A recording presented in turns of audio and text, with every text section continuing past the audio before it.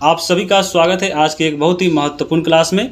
अभी हम लोग तैयारी कर रहे हैं बीपीएससी के तहत जो एग्ज़ाम होने वाला है और उसका जो सिलेबस है SCERT। तो SCERT के तहत जो भी आपके बुक है उन सभी को हम लोग कवर कर रहे हैं और उसी क्रम में आज हम लोग कवर करने वाले हैं कक्षा 6 की जो पुस्तक है सामाजिक, आर्थिक और राजनीतिक जीवन। तो इस बुक को आज हम लोग पूरा कवर करेंगे।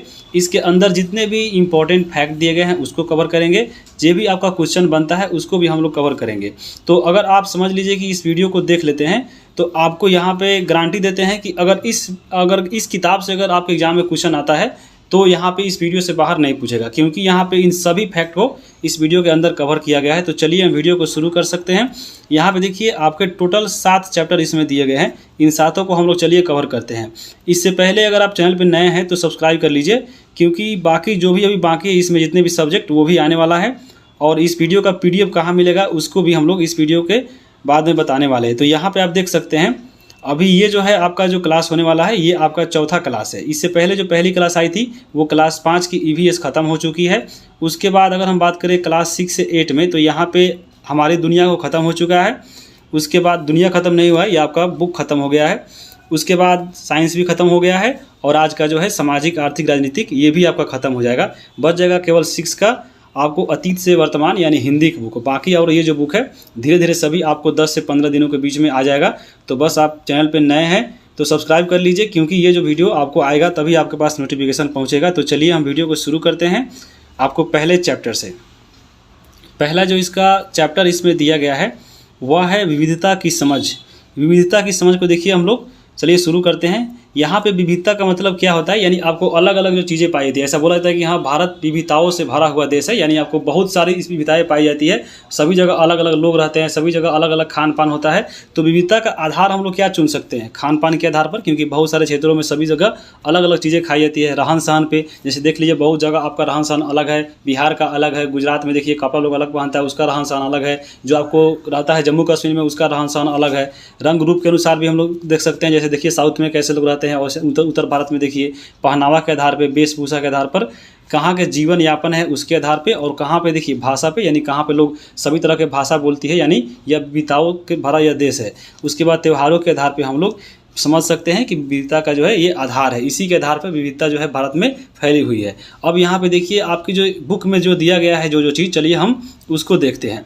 यहाँ पे आपको खान पान से देखिए विविधता कैसे दिया हुआ है और यहाँ पे आप फिगर भी देख सकते हैं। जैसे यहाँ पे देखिए पहला जो फिगर है वो आपको लिट्टी चोखा का है। तो लिट्टी चोखा जानते हैं कहाँ का फेमस है, तो बिहार का फेमस है। तो आप यहाँ में पूछ सकता है, जैसे आपका 3 दिया था इस बुक में, तो यहाँ पे देखिए लिट्टी चोखा जो है बिहार का है। और मछली चावल पूछे तो मछली चावल सबसे ज़्यादा लोग बंगाल में खाते हैं, तो ये बंगाल हो जाएगा। इडली डोसा की बात करें तो ये आपको साउथ का खाना है, तो ये चीज़ याद रखिएगा। और दक्षिण भारत में देखिए थाली जो होता है परोसा जाता है इस प्रकार से परोसा जाता है, जैसे केले के पत्ते पे सब चीज़ दिया जाता है। और वहीं आपका देखिए ये गुजराती वाला थाली है, तो ये आपको दिया गया था। अगर एग्जाम में क्वेश्चन जो है अगर चित्र वाला पूछे तो भी आपको मिलान करने के लिए दे सकता है, या आपको सीधा ऐसे ही पूछ सकता है कि मछली चावल सबसे ज़्यादा कहाँ लोग खाया जाता है, तो आपको कहाँ पे, तो पश्चिम बंगाल हो जाएगा। अब हम आगे देखेंगे त्यौहार के आधार पे देखिए विविधता कैसे कैसे फैली है, यानी कौन सा त्यौहार जो है कहाँ पे मनाया जाता है। तो अगर हम बात करें सबसे पहले छठ पर्व की, तो छठ पर्व तो बिहार का है, सबको ही मालूम होगा। तो यहाँ पे देखिए छठ पर्व का है। उसके बाद सरहुल दिया गया था, सरहुल जो है आपके झारखंड का है, सरहुल है झारखंड में मनाया जाता है। उसके बाद ओणम, ओणम जो है केरल में बनता है। और देखिए यही आपका ओणम पर्व मनाया जा रहा है। इसमें क्या होता है, तो नौका दौड़ होता है, यानी नौका का रेस लगाया जाता है। किसमें, तो ओणम में। पूछ सकता है कि हाँ ओणम में क्या होता है, तो नौका रेस होता है। उसके बाद देखिए इसमें दिया था लोहरी का, देखिए यहाँ पे लोहरी मनाया जा रहा है। और लोहरी जो है वह पंजाब का है, क्या है, त्यौहार है।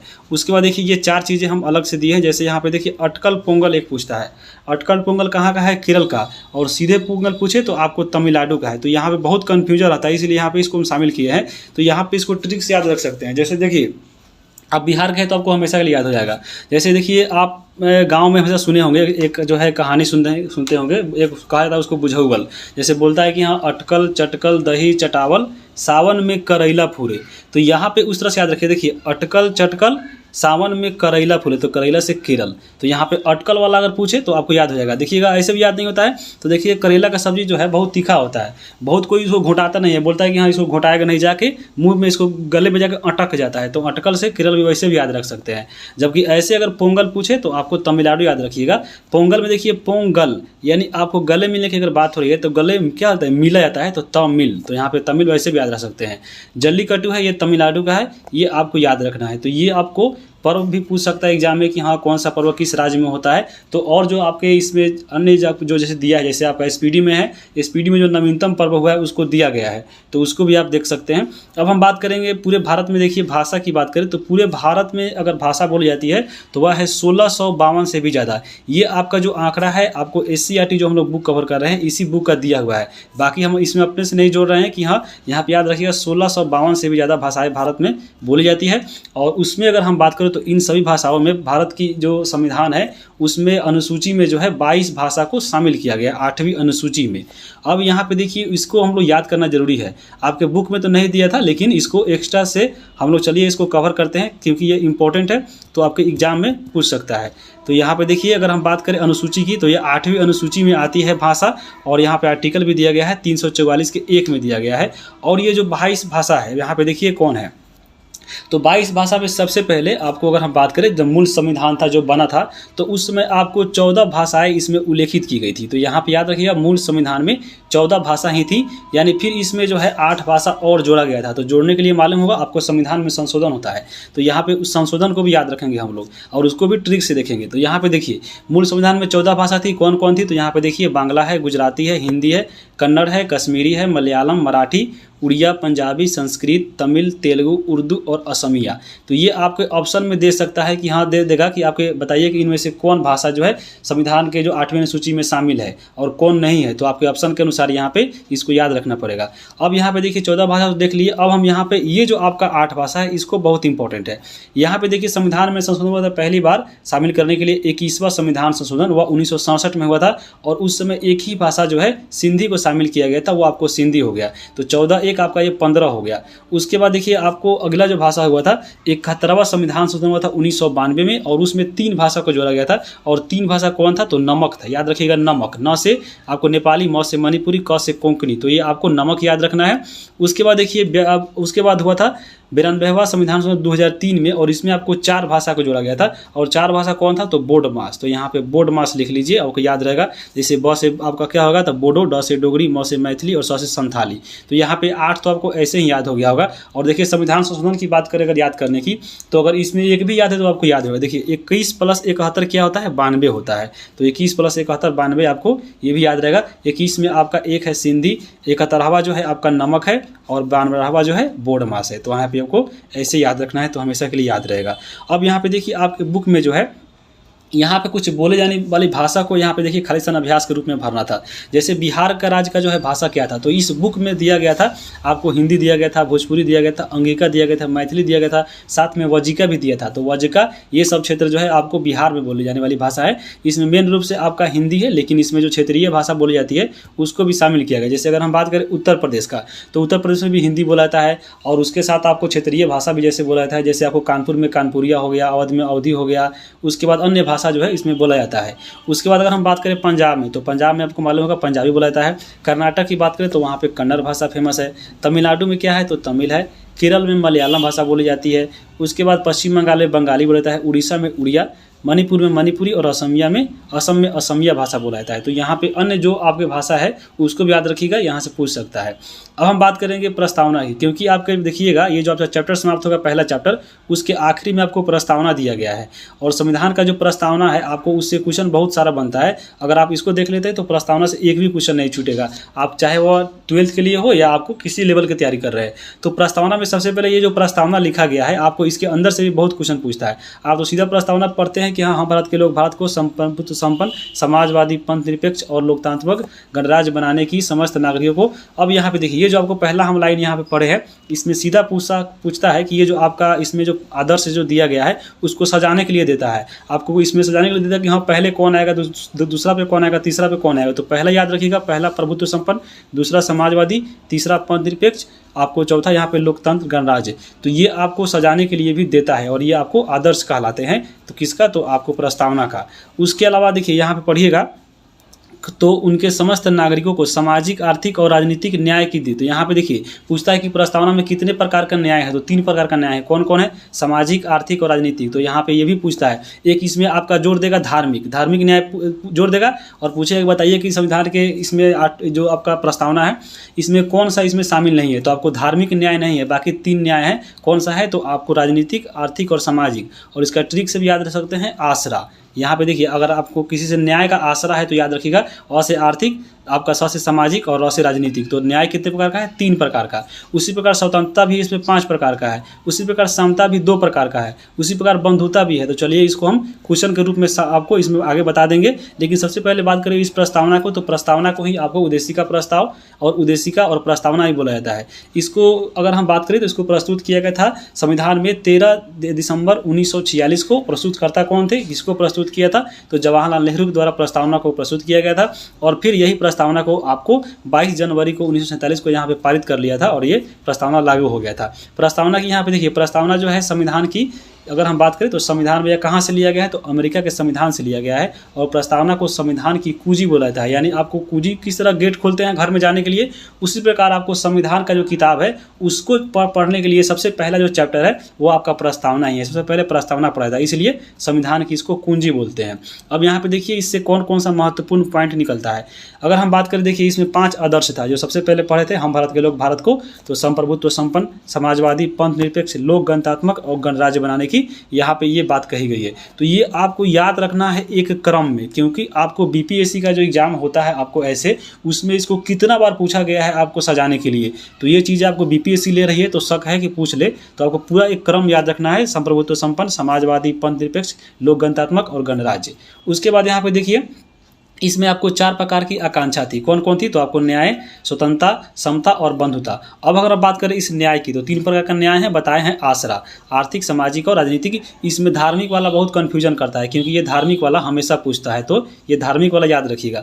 स्वतंत्रता की बात करें, स्वतंत्रता जो है 5 प्रकार का है, और उपासना, विचार, अभिव्यक्ति और फिर विश्वास है और धर्म है। इसको कैसे याद रखिएगा, तो इसका भी ट्रिक है। देखिए उपवास भी अधर्म करे, यहाँ को याद रखिएगा। उपवास से उपासना, 20 से आपका विचार हो जाएगा, 20 से फिर विश्वास हो जाएगा, अ से अधर्म में देखिए यहाँ पे अभिव्यक्ति हो जाएगा और ध से धर्म हो जाएगा। तो यहाँ पे 5 प्रकार का स्वतंत्रता भी है। उसी प्रकार इसमें 2 प्रकार की समता दिया गया है, वो आपका प्रतिष्ठा और अवसर है।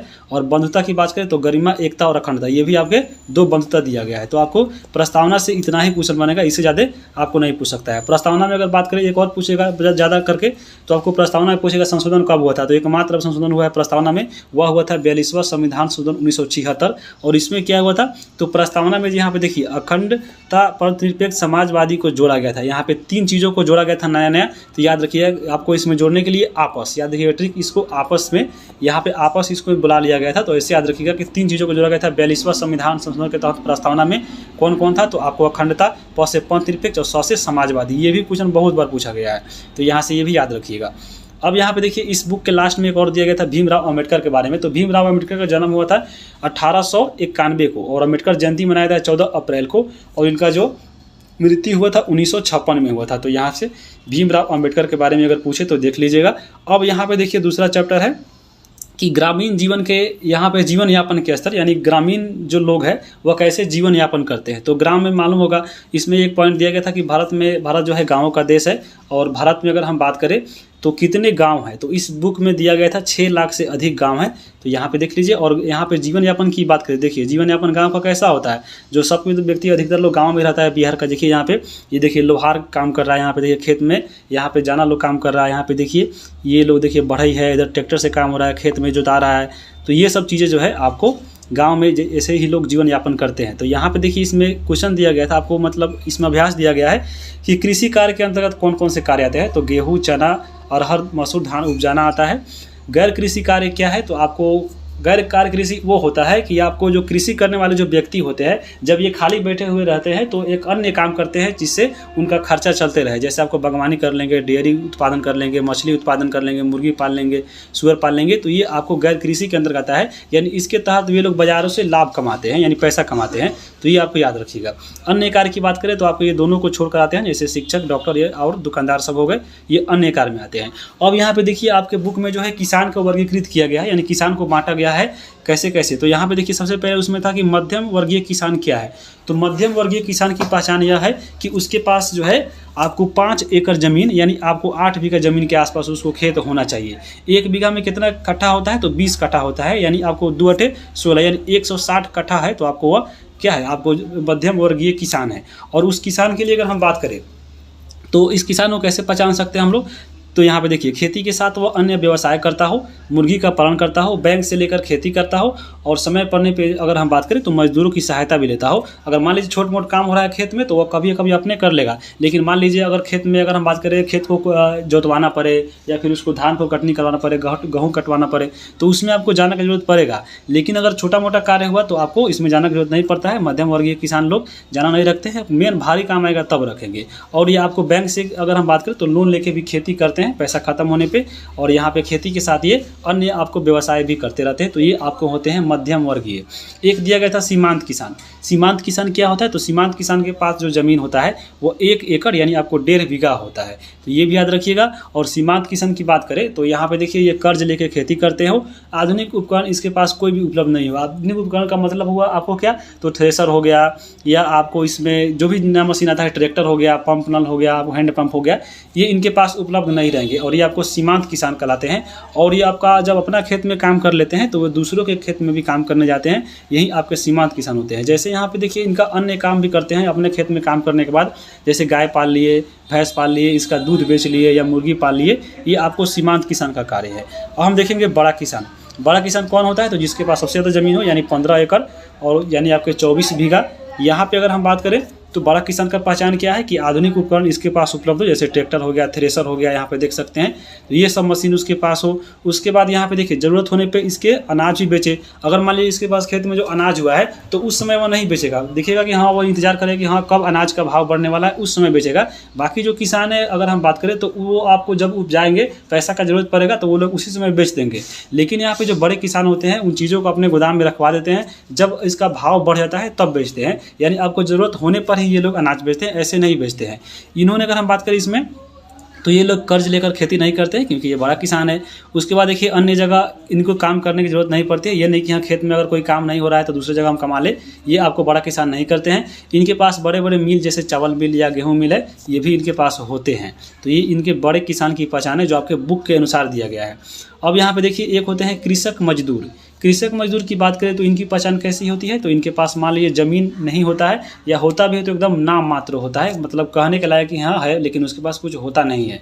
कृषक मजदूर की अगर हम बात करें तो यहाँ पे देखिए जीविका हेतु ये लोग दूसरे खेत में काम करते हैं क्योंकि इनके पास तो खेत रहता नहीं है। उसके बाद कृषि कार्य समाप्त होने पर ये लोग दूसरे काम की तलाश करने चले जाते हैं। जैसे आपको देखिए दूसरे खेत में काम करने लगे, या ईंटा के जैसे होता है चिमनी, उसमें काम करने लगे, या दूसरे जगह काम की तलाश करने लगते हैं, या अन्य जगह मजदूरी करना पड़ता है इनको। और साथ में गाय भैंस पालना पड़ता है। और इनकी जो औरतें होती है वो भी देखिए घरों में जाकर दूसरे के घरों में दाई का काम आदि करती है। कौन, तो कृषक मजदूर। तो यहाँ पे ये बुक के अनुसार कृषक मजदूर की पहचान है। यहाँ पे देखिए गैर कृषि तो हम देख ही लिए है, यानी आपको कृषि के व्यक्ति जो होते हैं वह खाली समय में ये लोग काम करते हैं गैर कृषि। जैसे मान लीजिए कोई टोकरी बना लिया, सिलाई कर लिया, उसके बाद देखिए मिट्टी के बर्तन बनाने लगा, झाड़ू बना लिया, हाथ का पंखा जो होता है बढ़ईगिरी करने लगा, या आपको लोहारी का काम करने लगा। तो यहाँ पे आप देख लीजिए ये लोग जो है आपके आते हैं गैर कृषि काम में। अब यहाँ पे देखिए तीसरा चैप्टर जो है आपको शहरी जीवन का यापन के बारे में है। तो यहाँ पे जैसे गांव में था वैसे ही शहरी में था, लेकिन शहरी में ज़्यादा चीज़ नहीं था। शहर में था कि हाँ कैसे कैसे लोग दुकान होता है। तो इसमें 2 आपका इंपॉर्टेंट पॉइंट निकला है। जैसे भारत में इसमें पॉइंट दिया था कि भारत में शहरों की संख्या कितनी है, तो यहाँ पे 5000 से ज़्यादा जो है भारत में शहरों की संख्या इस बुक में दी गई है।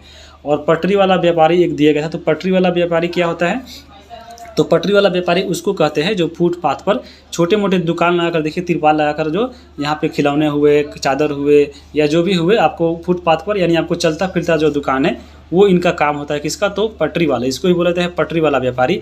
जैसे इसमें नाई वाला देखिएगा आपको फुटपाथ पर बैठे रहेंगे, या जो चमड़ा वाला सीते हैं बेगो, वो आपके अखबार बेचने वाले, चादर बेचने वाले, ये सब आपको क्या कहलाते हैं? तो पटरी वाले व्यापारी कहलाते हैं।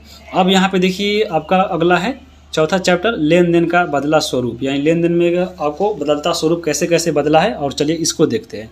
अगर हम बात करें प्राचीन समय में जब सिक्का का प्रचलन नहीं था, तो उस समय लोग अपनी वस्तुओं को बदलने के लिए वस्तु विनिमय प्रणाली का माध्यम लेते थे। जैसे मान लीजिए मेरे पास अगर चावल है और दाल नहीं है, तो दूसरे से जाकर हम चावल से दाल बदल लेंगे। तो ऐसा आपको एक चीज़ देकर दूसरे चीज़ लेना, ये आपको वस्तु विनिमय प्रणाली कहा जाती है। जैसे जैसे लोग इसमें विकसित हुए, शिक्षित हुए, जैसे जैसे लोग का ज्ञान बढ़ा, ये जैसे आपको आए आखेटा काल में, यानी जब शिकारी करने लगे, तो ये लोग मनुष्य की जो आपको जो पशुओं की जो खाल थी और चमड़ों की जो खाल थी, यानी मतलब ये मनुष्य जो है आपका आखेटक में पशुओं की खाल और चमड़ा का जो है प्रयोग ये मुद्रा के रूप में करने लगे थे आखेटक काल में। उसके बाद जब थोड़ा सा और ज्ञान हुआ, यानी अब जब चरवाहा युग आया, तो इसमें पशुओं का जो है प्रयोग ये मुद्रा के रूप में करने लगे, यानी पशुओं से सहायता से एक चीज़ दूसरी चीज़ से खरीदते थे। उसके बाद जब ये लोग कृषि कार्य की शुरुआत होने लगे इनमें, तो यहाँ पे जो मनुष्य है वो अनाज का जो प्रयोग है वह मुद्रा के रूप में करने लगे। या के बाद अगला जो आया उसमें, और ये जो आपका जो अनाज का जो प्रयोग करते थे ये आपको वस्तु मुद्रा कहलाती थी। तो यहाँ पे बहुत इंपॉर्टेंट पॉइंट है। और वस्तु मुद्रा के बाद जो है बाद में धातु मुद्रा का प्रचलन में आया था, जो अभी वर्तमान में भी धातु मुद्रा देखने को मिलता है। यहाँ पे धातु मुद्रा में देखिए शुरू में अगर हम बात करें तो लोहा का बनता था, तांबा, पीतल, सोना, चांदी। तो यहाँ पे उसके सिक्का जो है वो भी उस समय बनता था। अगर हम बात करें भारत में, चलिए सिक्के की बात करते हैं, तो भारत में देखिए सबसे पहले चांदी का सिक्का बनाया गया था। ऐसा माना जाता है कि भारत में सबसे पहले चांदी का सिक्का बना था, और शेर शाह ने एक चांदी का भी सिक्का बनाया था और उसका नाम रखा था रुपया। याद रखिएगा, शेर शाह ने रुपया के नाम से एक चांदी का सिक्का चलाया था, और यहाँ पे आप इस रुपया को देख सकते हैं। मुगल काल में अगर हम बात करें तो मुद्रा के मुहर बने थे, चांदी के रुपया बनने लगे थे, और तांबे का जो है दाम, ये आपको मुगल काल में प्रचलित थे। उसके बाद वर्तमान अगर सिक्के की हम बात करें तो यहाँ पे वर्तमान सिक्के आप देख सकते हैं। ये अगर सिक्के की बात करें तो एल्युमिनियम और निकेल को जो है मिलाकर बनाया था। ये जो आप देख रहे हैं 5 रुपया, 2 रुपया, 1 रुपया, तो ये आपका जो है रुपया जो है वर्तमान में चलता है। अगर हम बात करें भारत में कागज़ नोट की, तो कागज़ जो नोट होता है उसके छपवाने और जारी करने का जो इसमें जिम्मेवारी होता है वह भारतीय रिजर्व बैंक को होता है। इन्हीं के द्वारा जो है जितने भी नोट आते हैं कागज़ का, इन्हीं के द्वारा जारी किए जाते हैं। कब कुछ यहाँ पे कौन कौन से नोट होते हैं, तो 2 से लेकर आपको इसमें 2000 तक तो नोट अब बंद हो गया, इसका अब नहीं आता है। अब ये 5000 तक ही, 500 तक ही आएगा, क्योंकि 1000 का तो नोट अभी आया नहीं है। तो यहाँ पे 2 रुपया, 5 रुपया, 10, 20, 50 और 500 का जो नोट है, जितने भी नोट है वो आपको कौन लाते हैं, तो ये आपको लाते हैं भारतीय रिजर्व बैंक। लेकिन अगर इसमें देखिए 1 रुपया नहीं है, 1 रुपया अगर हम सिक्का की बात करें या नोट की बात करें तो वो आपको वित्त मंत्रालय के द्वारा जारी किया जाता है। जबकि ये कागज़ का जो नोट देखें आपको आरबीआई, ये आपको आरबीआई के गवर्नर करते हैं। तो यहाँ पे याद रखिएगा कि 2 रुपया से लेकर जो बड़ा नोट है वो आपको करते हैं आरबीआई के गवर्नर। लेकिन अगर हम बात करें 1 रुपये का, तो वो वित्त मंत्रालय के द्वारा जारी किया जाता है। तो ये दोनों में डिफरेंस है, आपको याद रखिएगा। अगर हम बात करें प्लास्टिक मुद्रा का, तो यानी आपको प्लास्टिक मुद्रा कौन कौन होते हैं, जैसे एटीएम हो गया, डेबिट कार्ड हो जाए, इसको जो है प्लास्टिक मुद्रा कहा जाता है। अब यहाँ पे देखिए 5वां जो चैप्टर है वो बहुत इंपॉर्टेंट है। इसमें बहुत आपके अच्छे अच्छे पॉइंट दिए गए हैं जो एग्जाम के लिए इंपॉर्टेंट है। तो यहाँ पे चलिए शुरू करते हैं। यहाँ पे चैप्टर का नाम है हमारी सरकार। यहाँ पे हम लोग इसको अच्छे से पढ़ेंगे क्योंकि यहाँ से क्वेश्चन बहुत पूछने का चांस है। अब यहाँ पे हमारी सरकार में बात करें तो सबसे पहले सरकार किसे कहते हैं, तो सरकार की बात करें तो सरकार कुछ निश्चित व्यक्तियों का समूह होता है जो राष्ट्र या राज्यों में निश्चित काल के लिए और निश्चित परिस्थिति के द्वारा ये शासन चलाते हैं, यही आपको सरकार कहलाते हैं। सरकार के अंग की बात करें तो सरकार के 3 अंग हैं जी जो आपको मिलकर ये शासन कार्य संभालते हैं। उसमें सबसे पहले है विधायिका। विधायिका की अगर हम बात करें तो विधायिका का कार्य क्या होता है, विधायिका का कार्य होता है, विधायिका मतलब देखिए यहाँ पे छुपा हुआ है विधि, यानी आपको कानून और नियम में बनाने वाला।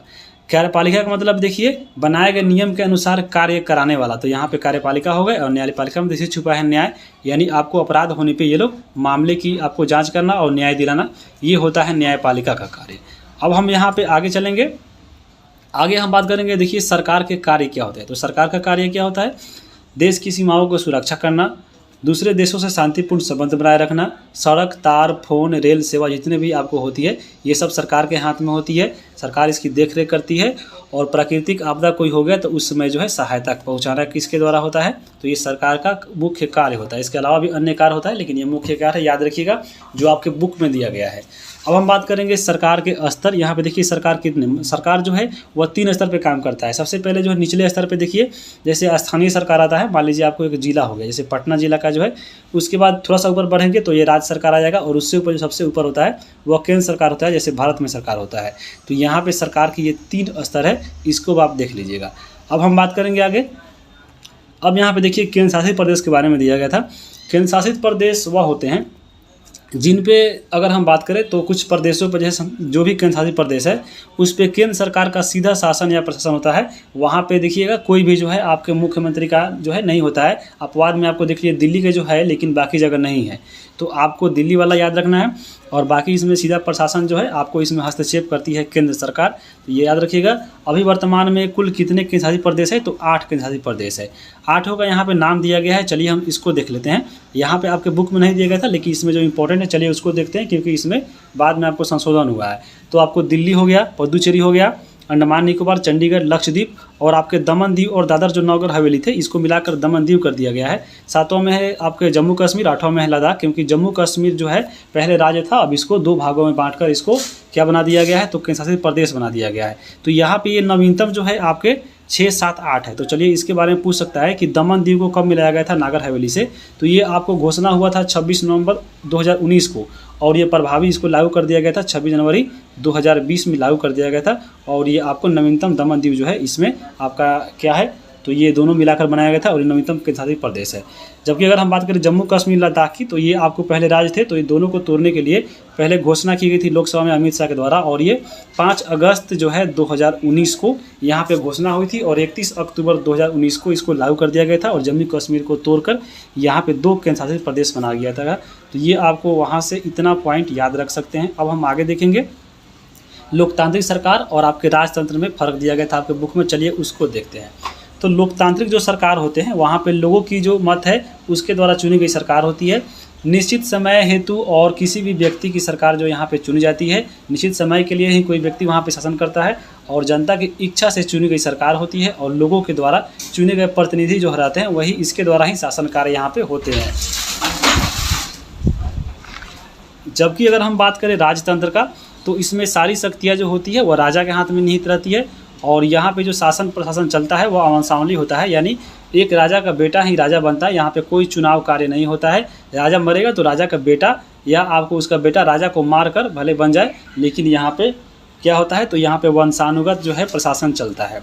यहाँ पे आप लोग दोनों में अंतर समझ लिए होंगे। चलते हैं आगे। अगर हम बात करें लोकतांत्रिक सरकार में, तो लोकतांत्रिक सरकार में जनता जो होती है वह सरकार बनाने से लेकर और उसके कार्यों करने की जो समीक्षा होती है उसमें भी भागीदारी लेते हैं। अगर हम तो सरकार बनाने में वो भागीदारी लेते ही हैं, लेकिन वहाँ पे वो समीक्षा हेतु कैसे भागीदारी लेते हैं, तो देखिएगा आंदोलन के द्वारा, जुलूस के द्वारा, कोर्ट में केस करके या पत्र लिखकर जो है सरकार की समीक्षा, यानी आपको बुराई नीचाई उसमें दिखाते रहते हैं कि हाँ ये काम गलत है, ये काम सही है। तो यहाँ पे लोकतांत्रिक सरकार में ये फ़ायदा है कि अगर आपके खिलाफ कोई काम हो रहा है तो आप उसके प्रति आवाज़ उठा सकते हैं, यानी उसकी जाँच में भाग ले सकते हैं, यानी उसकी समीक्षा कर सकते हैं। अगर हम बात करें आगे, तो आगे अब हम देखेंगे कुछ और अलग पॉइंट है कि अंग्रेजी शासन के दौरान भारत में अशिक्षित महिलाओं और गरीबों का जो था वो मत देने का अधिकार नहीं था। इस पे यहाँ पे देखिए गांधी जी ने एक बयान में कहा था, उन्होंने एक पत्रिका निकाली थी जो यंग इंडिया के नाम से थी, तो उसमें इन्होंने 1931 में इन्होंने एक बयान दिया था। इसमें कहना था इनका कि मैं यह विचार से बिल्कुल सहमत नहीं हूँ कि जिस व्यक्ति के पास केवल संपत्ति है वही केवल वोट करेगा और जो गरीब है वो नहीं करेगा। तो ये कथन गांधी जी का था। कब कहा था, तो 1931 में कहा था, और ये इनका पत्रिका कौन था, तो यंग इंडिया था। अब हम बात करेंगे यहाँ पे देखिए महिलाओं को नहीं दिया जा रहा था, तो महिलाओं ने यहाँ पे विश्व स्तर पर भारी आंदोलन किया था। उसके बाद यहाँ पे देखिए भारी मत आंदोलन के बाद आपको जो महिलाओं को अधिकार मिला था वोट देने का, तो यहाँ पे भारत में तो लेट से मिला, लेकिन उससे पहले जो है दूसरे जगह मिल चुका था। अगर हम बात करें तो यहाँ पे देखिए 1902 में आपको कहाँ पे, तो आपको ऑस्ट्रेलिया को मिल चुका था महिलाओं को वोट देने का अधिकार, 1920 में अमेरिका में, और 1928 में जो है इंग्लैंड में दिया गया था। और ये तीनों पॉइंट आपको SCERT के बुक में दिया गया है, तो याद रखिएगा। भारत में अगर हम बात करें, देखिए भारत वाला नहीं दिया था इस बुक में, लेकिन भारत वाला याद रखना है कि भारत में महिलाओं को मत देने का जो अधिकार मिला था भारत शासन अधिनियम 1919 से मिला था। तो यहाँ पे ये पॉइंट याद रखिएगा। और आगे अगर हम बात करें, इसी को बोला है चेम्सफोर्ड सुधार 1919, और यहाँ पे ये जो है भारत शासन अधिनियम 2000 आपको 1919, ये दोनों एक ही है। अब हम बात करेंगे, देखिए लोकतांत्रिक सरकार जो होती है वह 3 आधारभूत सिद्धांतों पर कार्य करती है। है और इसी के आधार पर लोकतांत्रिक कहलाती है। तो यहाँ पे देखिए कौन कौन सिद्धांत है। पहला सिद्धांत है कि लोगों की भागीदारी, यानी लोकतांत्रिक सरकार में जो है लोगों की भागीदारी होती है। यहाँ पे समस्याओं का समाधान भी होता है और सभी जितने भी भारत में जो जनता है या जहाँ पे आपका जो लोकतांत्रिक सरकार है वहाँ पे जनताओं के बीच में समानता और न्याय देखने को मिलता है। तो ये 3 आधार जो है लोकतांत्रिक सरकार चलाने की है और ये तीनों जो है आपके बुक में दिया गया है। तो बहुत महत्वपूर्ण है, आपके इसमें एक अलग से जोड़ देगा और पूछेगा कौन नहीं है, तो यहाँ पे इसको एक बार याद रखिएगा। आगे हम देखेंगे अब अगला यहाँ पे है चैप्टर स्थानीय सरकार। यहाँ पे इसमें बहुत ही महत्वपूर्ण पॉइंट दिया गया है जो एग्जाम के लिए इम्पोर्टेंट है। तो चलिए शुरू करते हैं। पहले इसमें कहा गया है कि ग्राम पंचायत का गठन, तो ग्राम पंचायत का जो गठन होता है वह आपको एक गांव या एक से अधिक गांव मिलकर करता है। लेकिन ग्राम पंचायत का जो गठन होता है वह मेन रूप से जनसंख्या के आधार पर किया जाता है। यानी किसी मान लीजिए किसी एक ही गांव में अगर ज़्यादा जनसंख्या हो गया तो वहाँ पे एक ही गांव में बन जाएगा। मान लीजिए एक गाँव में बहुत ही ज़्यादा लोग हो गया तो उसी में 2 पंचायत बन जाएगा। बहुत सारा गाँव ऐसा भी है जहाँ पर बहुत जनसंख्या है तो एक ही गाँव में आपके 2 पंचायत आते हैं। तो यहाँ पर एक या एक से अधिक गाँव मिलकर जो है ग्राम पंचायत का गठन करती है। और आपके बुक में दिया गया है कि मान लीजिए अगर कहीं का जो जनसंख्या है वह आपके 7,000 से ऊपर हो गया तो वहाँ पे एक ग्राम पंचायत का गठन हो जाएगा। अब यहाँ पे ग्राम पंचायत का जो प्रधान होता है मुखिया कहलाता है, यानी आपका जो उसमें जो सबसे हेड होता है ग्राम पंचायत का उसी को हम लोग मुखिया बोलते हैं। तो मुखिया के लिए योग्यता क्या होता है, चलिए उसको देखते हैं। मुखिया के लिए ये कहा गया है कि उसी पंचायत का वह रहने वाला हो और यहाँ पे उसकी आयु सीमा जो है 21 वर्ष हो। यहाँ पे आयु सीमा इंपॉर्टेंट है, याद रखिएगा। उसके बाद यहाँ पे उसकी शैक्षिक योग्यता जो है, यहाँ पे देखिए बिहार में जो है आपको नहीं दिया गया है कि हाँ या 10वीं पास हो या आपको मैट्रिक फेल हो। यहाँ पे सीधा कहीं कहीं अगर हम बात करें तो कहीं कहीं आपको दूसरे राज्यों में जो है यहाँ पे शैक्षिक योग्यता लगाया गया है, लेकिन बिहार में अभी तक नहीं लगाया गया है। उसके बाद यहाँ पे माना जाता है कि कानूनी कार्रवाई, मान लीजिए अगर आप नामांकन कराने जा रहे हैं चुनाव मुखिया के खड़ा होने के लिए तो आपको उस समय कोई भी कानूनी कार्रवाई नहीं होना चाहिए। जब नामांकन करवाने जाइएगा तो आपको आधार कार्ड लगेगा, क्योंकि आपको यहाँ पे उसी पंचायत के रहने वाले हैं तो वहाँ पे आपका निवासी लगेगा, पैन कार्ड लगेगा, तो ये सब आपको लग सकता है। उसके साथ कुछ जमानत राशि भी यहाँ पे जमा करना पड़ता है। तो यहाँ ये जो आपका जमानत राशि है वो सभी पंचायत के लिए अलग अलग होता है, तो यहाँ से ये भी याद रख सकते हैं। अब हम बात करेंगे आगे ग्राम पंचायत के बारे में और चीज़ें। तो यहाँ पे ग्राम पंचायत में आपको कई वार्डों में जो है विभक्त होता है, यानी एक ग्राम पंचायत में देखिए किसी में 8, किसी में 10 जो है या किसी में 5 जो है ग्राम पंचायत में आपको उतना वार्ड होता है। जैसे यहाँ के हम बात करें जितने भी जो वार्ड होते हैं उस वार्ड का जो प्रतिनिधि होते हैं उसको बोला जाता है वार्ड सदस्य। वार्ड सदस्य अगर देखे होंगे आपके गाँव में क्या कार्य करता है, जैसे देखिए नल जल वाला जो है अभी वहीं करवा रहा है, या आपको कोरोना के समय में देखिएगा बहुत सारे जो है आपको जो है इसमें आपको ग्लव्स हो गए, आपको ये सब बांटे जा रहे थे वार्ड सदस्य के द्वारा, और उसके द्वारा ही आपको जो पैसा मिलता है शौचालय का इसी के द्वारा ही आता है। तो ये सब जो है वार्ड सदस्य का काम होता है। लेकिन वार्ड सदस्य का एक और जो मुख्य काम होता है वो बहुत इंपॉर्टेंट है, और इसका कार्य यह होता है कि जो उप मुखिया होता है, उप मुखिया को वार्ड सदस्य के द्वारा ही चुना जाता है। तो उप मुखिया कौन होता है, तो उप मुखिया आपको मुखिया की अनुपस्थिति में यह कार्य करने वाला व्यक्ति होता है, और इसका जो चुनाव होता है वह वार्ड सदस्य के द्वारा आपको किया जाता है। ऐसा माना जाता है कि जो मुख्य मुखिया होता है वो पैसा देकर वार्ड सदस्य को खरीद कर वो अपने पक्ष में मिला लेता है और आपको खुद उप मुखिया बन जाता है। तो ये आपको चीज़ें याद रखना है उप मुखिया से। अब हम यहाँ पे देखिए सचिव के बारे में। सचिव की अगर बात करें तो सचिव क्या आता है, तो यहाँ पे इसका नाम जो है अगर हम बात करें, सचिव को ही पंचायत सचिव की नाम से भी जाना जाता है। जैसे आप पंचायत जो आया था आपका, जैसे आया था पंचायत जो आपका फिल्म आया था उसमें आप देखे होंगे यहाँ पे पंचायत जो सचिव था आपसे, तो उसके बारे में अच्छा से यहाँ पे आप जानते होंगे। यहाँ पे जो पंचायत जो होता है, जो पंचायत सचिव, इसका जो नियुक्ति है अगर हम बात करें तो वह चुनाव के द्वारा नहीं होता। ये एक इंपॉर्टेंट पॉइंट है, आपके ऑप्शन में दे सकता है कि जो पंचायत सचिव होता है कैसे बनता है, तो वह चुनाव के द्वारा जो है नहीं बनता है। अभी आपको मालूम होगा बिहार जैसे का भी एग्जाम हुआ है, तो यहाँ पे बिहार में अगर हम बात करें सचिव का, तो सचिव का जो नियुक्ति होता है वह सरकार करती है। और सरकार कैसे लेती है, तो एग्जाम लेकर करती है। जैसे अभी देखे हैं बिहार SSC का जो इंटर स्तर पर एग्जाम हुआ था उसमें बहुत सारे जो लोग हैं वो आपके सचिव बने हैं। तो ये आपको एग्ज़ाम देकर पढ़ना पड़ता है सचिव। तो याद रखिएगा सचिव का कार्य क्या होता है, तो ग्राम सभा का जो बैठक होता है वो आपको ग्राम सभा और ग्राम पंचायत को बैठक बुलाता है, और बैठक में जो भी चीज़ें तय की जाती हैं कि ये होने वाली है तो यहाँ पे उसको नोट करता है और उसको क्रियान्वयन में इसको सहायक करता है। कौन, तो आपके सचिव। तो यहाँ सचिव देख लिए। अब हम बात करेंगे, एक होते हैं BLO। BLO का जो चर्चा है आपके बुक में दिया गया है, तो बहुत इंपॉर्टेंट होता है।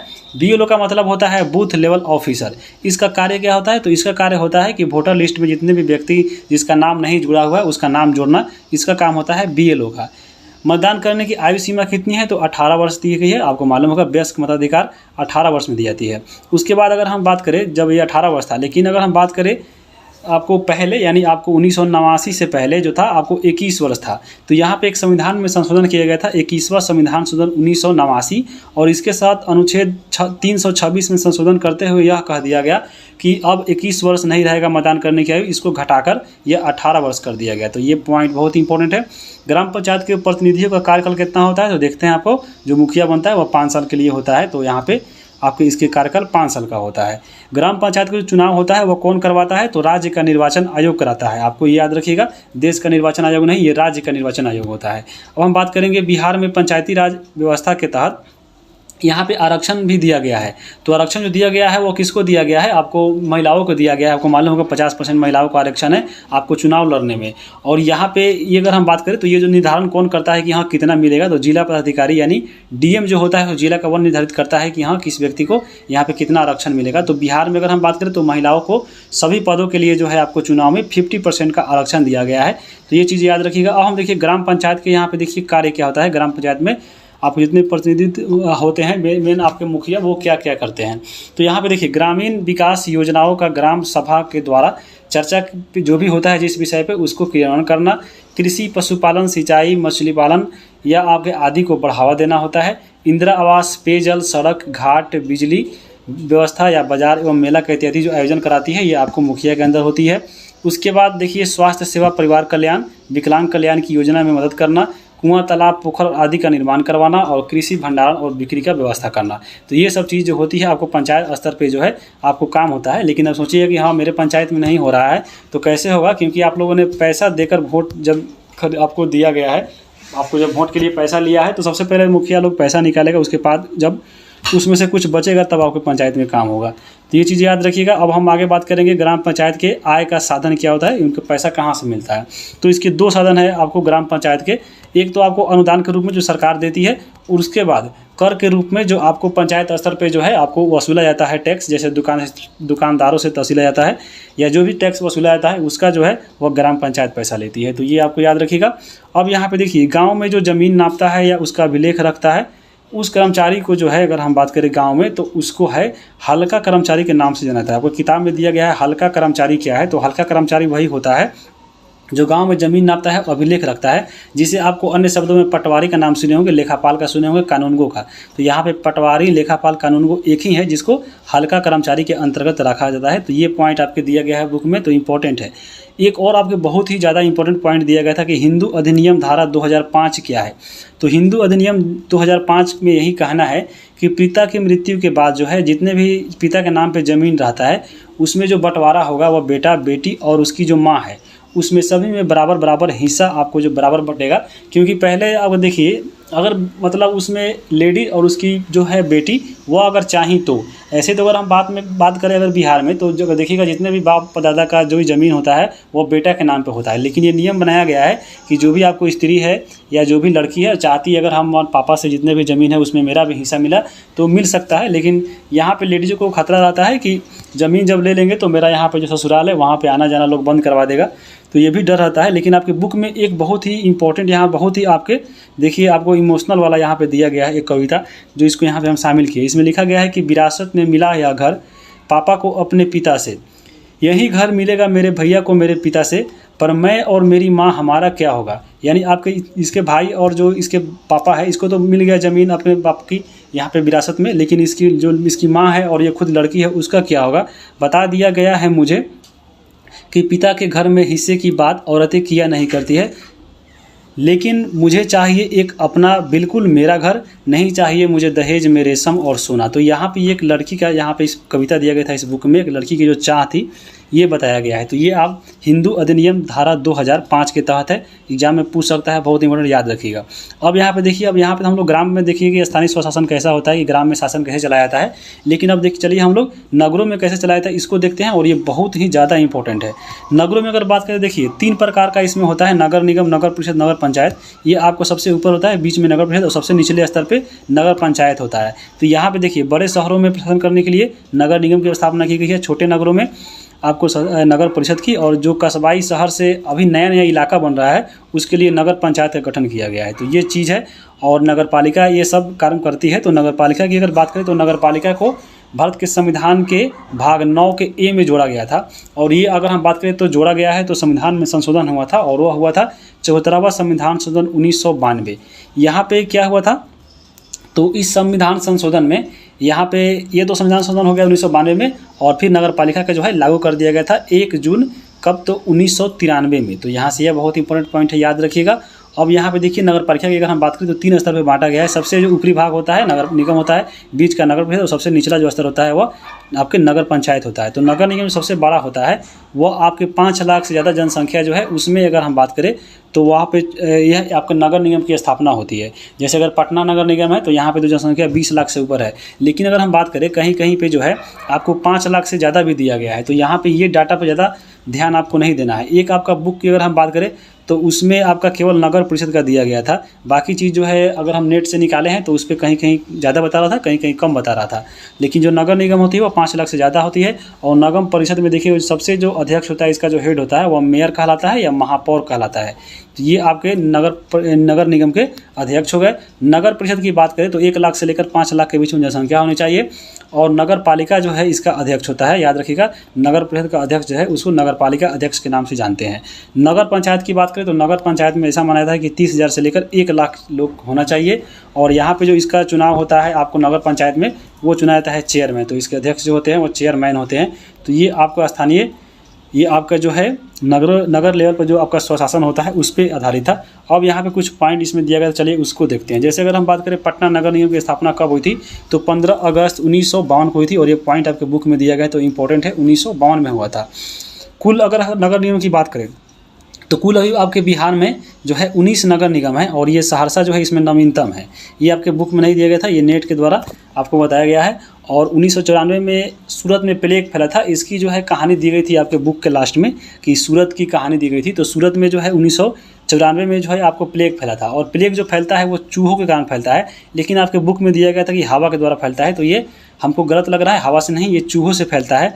और आपका जो प्लेग होता है वो आपको बैक्टीरियल डिजीज है, यानी आपको बैक्टीरिया जीवाणु से होता है। तो यहाँ पे ये भी याद रखिएगा।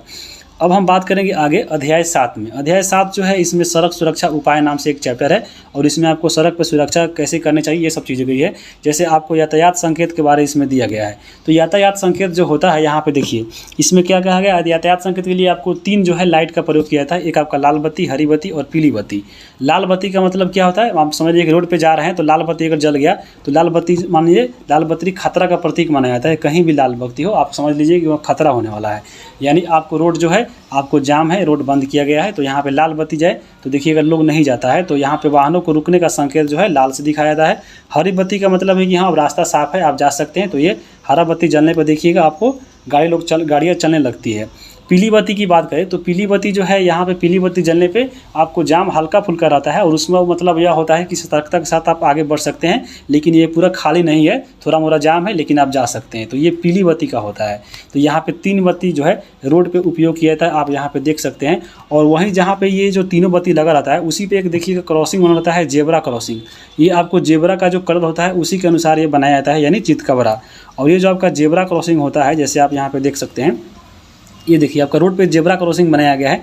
इसका मतलब क्या होता है, इसका मतलब होता है ये इसलिए बनाया जाता है ताकि ये पैदल यात्री इस पे जा सके। तो पैदल यात्रियों के लिए ये आपको जेब्रा क्रॉसिंग बनाया जाता है। तो यहाँ पे ये जेब्रा क्रॉसिंग के बारे में याद रखिएगा। आगे हम बात करेंगे, कुछ बुक में आपके यहाँ पे देखिए संकेत दिया गया था जो आपके एग्जाम में पूछ सकता है कि हाँ ये संकेत किस में काम आता है। जैसे देखिए अगर ये लाल बत्ती जल गया तो इसका मतलब है कि रुकिए, यानी स्टॉप। यहाँ पे इसका मतलब होता है स्टॉप, यानी आप आगे नहीं बढ़ सकते हैं, यानी आपके रास्ता साफ नहीं है। उसके बाद देखिए ये आपका जेब्रा क्रॉसिंग है, इसका यहाँ पे क्यों उपयोग किया जाता है, ये पैदल यात्रियों के लिए उपयोग किया जाता है। उसके बाद यहाँ पे देखिए ऐसा देखिए कहीं कहीं बोर्ड पे ऐसे बना दिया जाता है और ये आपको ऐसा निशान बना दिया जाता है। इसका मतलब क्या होता है, यानी आपको दाहिने की तरफ पार्किंग है, पी से पार्किंग, यानी आपको ये दाहिने तरफ है तो दाहिने की तरफ आपके पार्किंग है, यानी पार्किंग राइट साइड एरिया इसका बोला जाता है। तो ये आपको पी का मतलब वही होता है। ये का मतलब देखिए यहाँ पे फिगर में देखिए इसका मतलब क्या होता है, यानी इसमें देखिए एक आपका हॉर्न लगाया गया है, हॉर्न के ऊपर ऐसे लगा दिया गया है, यानी आपको हॉर्न निषेध, यानी आप इस समय हॉर्न नहीं बजा सकते हैं। तो यहाँ पे इसका हो गया। उसके बाद देखिए ये जो चिन्ह देखिए कभी कभी रोड पे लगाया जाता है, आपको ग्रीन कलर के ऊपर ये लगाया जाता है। इसका मतलब होता है कि हाँ यहाँ पे आपके अगल बगल में अस्पताल है, यहाँ पे देखिए इसका मतलब क्या होता है, तो प्राथमिक उपचार केंद्र यानी फर्स्ट एड पोस्ट इसको बोला जाता है। तो ये चीज़ें आपको संकेत के रूप में दे सकता है मिलान करने के लिए। या आपको देखिए इसका मतलब क्या होता है, तो इसका मतलब होता है नो एंट्री यानी प्रवेश निषेध है, यानी आपको ऐसे जाने का निशान बना दिया है लेकिन उस पर काट दिया है, यानी उसमें आप नहीं जा सकते हैं। उसके बाद देखिए हॉर्न बजाना अनिवार्य है, और इसी पर लगा के ऐसे कर देता है तो ये आपको क्या होता है, नो हॉर्न। तो यहाँ पे इसको याद रखिएगा। अब हम आगे चलेंगे, अगला इसमें देखिएगा, अगला है यहाँ पे पी। देखिए यहाँ पे पी लिख के और काट दिया है, यानी आपको पार्किंग जो है यहाँ पे निषेध, यानी यहाँ पे पार्क आप लोग नहीं कर सकते हैं। देखिए रोड के किनारे यहाँ पे लिखा रहता है नो पार्किंग, तो यहाँ पे नो पार्किंग का यही सही निशान होता है। यहाँ पे देखिए ये चीज़ें लिखा गया है, और यहाँ पे देखिए कोई आदमी पैदल जा रहा है लेकिन उसको काट दिया है, तो यहाँ पे पैदल यात्री जो है यहाँ पे प्रवेश वर्जित है, यानी यहाँ पे पैदल यात्रियों के लिए नहीं जा सकते हैं। अब यहाँ पे देखिए, ये देखिए यहाँ पे साइकिल का निशान लगाया गया है, और ये साइकिल क्रॉसिंग है, यानी आपको ये साइकिल जाने वाला रास्ता है। यहाँ पे देखिए ये से बनाकर देखिए कहीं वहाँ पे स्कूल, यहाँ पे लोग जाता है बच्चा लोग यहाँ पे दौड़ने के लिए, तो आपको ये आगे स्कूल है, स्कूल के लिए ये निशान बनाया जाता है। तो यहाँ पे कुछ प्रतीक दिया गया था जिसको आप लोगों ने यहाँ पे देख लिया है। अब यहाँ पे देखिए सातों जो चैप्टर है आपका यहाँ पे समाप्त होता है। अब यहाँ पे इसका हम PDF की बात करते हैं। PDF लेने के लिए आपको क्या करना है, तो आपको जाना है टेलीग्राम पे। टेलीग्राम पे सर्च करना है स्टूडेंट जेल खाना, ये चैनल का नाम है। आप वहाँ पे ज्वाइन करके वहाँ से आप PDF प्राप्त कर सकते हैं, जो भी यहाँ पे जानकारी है। तो वीडियो कैसा लगा है कमेंट करके ज़रूर बताइएगा, और आगे आने वाला जो क्लास है ऐसे ही आपको मिलता रहेगा। अपने दोस्तों के पास ज़रूर शेयर कीजिए। चैनल पे नए हैं तो सब्सक्राइब कर लीजिए आगे आने वाले वीडियो के लिए। वीडियो देखने के लिए आप सभी को बहुत बहुत धन्यवाद।